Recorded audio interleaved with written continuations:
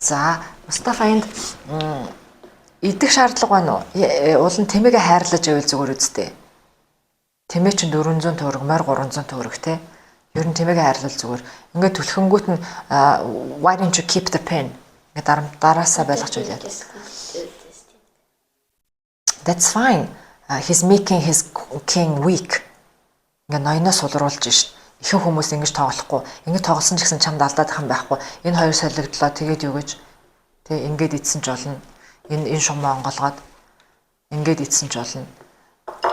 Тэгээд энэ суларсан хар нөхнүүд ингээд суларчж шít. Эннээс айгаад ах юм байхгүй за. Тэгээд ингээд түлхэнгүүт нь маш амархан тэмээгээ ингээ өгчөж болохгүй шин ингээд окей. Тэгэхээр чи эсүүд аюу амар юм болчиход сайхан тэмээний хоёр тэмээний давуу тал гэдэг юм дараа үзэн за хоёр тэмээний давуу талтай болчихно. За. Түрүү нэг Родовский багш нэмэрхүү юм ярьсан те хоёр тэмээний давуу тал гэж баг зэрэг ярьсан тий. За ингэхтэн чи арай сайн үйл яаж байна одоо?